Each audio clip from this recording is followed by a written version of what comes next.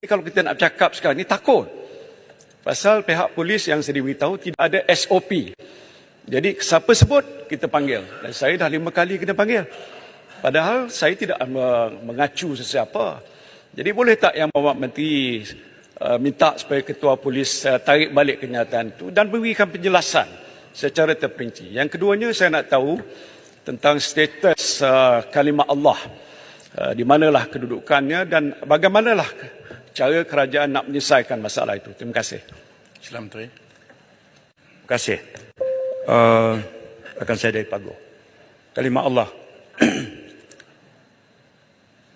Ekoran keputusan Hakim Mahkamah Tinggi dalam kes Jill Island lawan Kerajaan Persekutuan.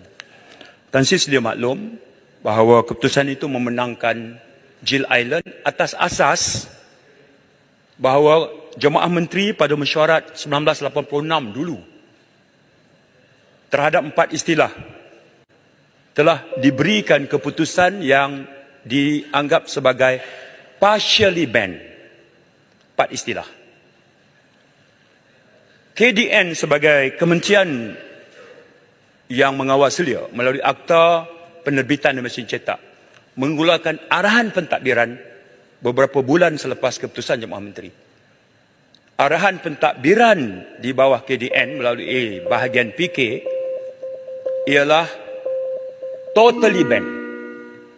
Jadi hakim perbicaraan Mahkamah Tinggi, dia sebut mahkamah ini mahkamah sivil. Dia bukan nak buat keputusan mengenai teologi. Isu ini isu administratif, ada percanggahan antara keputusan Jemaah Menteri dengan arahan pentadbiran yang dikeluarkan oleh KDN. Dia buat keputusan berasaskan kepada percanggahan itu. Mahkamah Tinggi.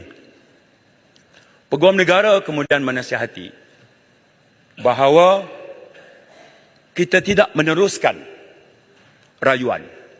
Sebaliknya, arahan pentadbiran itu tidak lagi boleh digunakan pakai kerana keputusan Mahkamah Tinggi.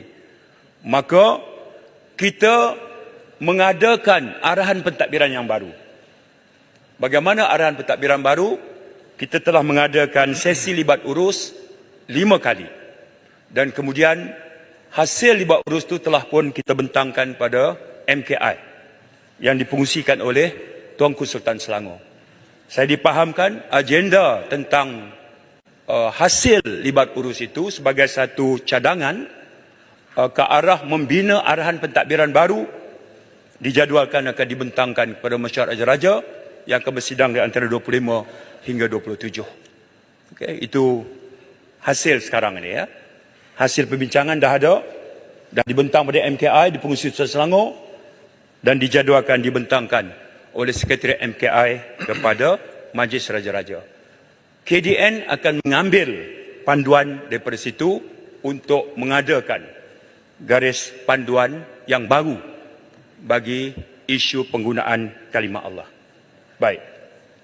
Ketua Polis Negara dikatakan mengeluarkan kenyataan tak boleh bercakap tentang 3R. Tan Sri, nak cakap tentang bangsa kita, kasih sayang pada bangsa, bangsa mesti rajin, bangsa mesti terus maju, tingkatkan martabat dan kemuliaan, tak ada siapa, tak ada salah apa-apa pun. Teruslah cakap. Tak ada isu apa. Okey? Tak ada. Yang tak boleh apa? Yang tak boleh kalimah macam ini. Mengundi Pakatan Harapan adalah bahaya kerana Pakatan Harapan menaja kumpulan Yahudi. Itu tak boleh lah. Ya. 17/11/2022, 5 petang. Aduan telah dibuat di atas ucapan Pagoh dalam ceramah Mega PN Best 16/11/2022 di Padang Bukit Mo, Parit Jawa. Yang ini disebut. Jadi polis terpaksa buka siasatan sebab ada aduan. Apa kalimahnya? Nak cakap tentang bangsa Melayu, Islam agama yang suci, murni, silakan. Tapi bila sampai kepada bahaya Pakatan Harapan kerana menaja kumpulan Yahudi dan menyebabkan kristianisasi di Malaysia, polis siasatlah. Ya, kalau polis siasat datang ini, Tan Sri dipanggil lah. Tak adalah hina dipanggil ke balai polis, tak ada apa. Bagi kenyataan 112 ambil. Itu aja. Kenyataan macam ini. Contoh, kenyataan bagaimana yang polis siasat. Bagi contoh. Baik.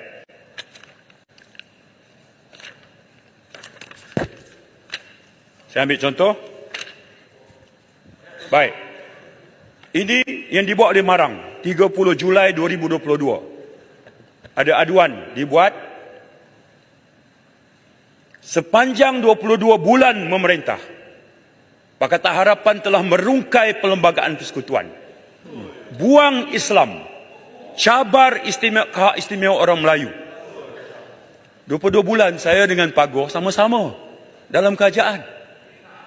Pernahkah Pak Goh, cuba kita recall balik, pernah tak 22 bulan tu ada sebarang kertas Jemaah Menteri atau sebarang keputusan di peringkat Majlis Tertinggi Pakatan Harapan kita sebut nak rungkai perlembagaan dan nak buang Islam?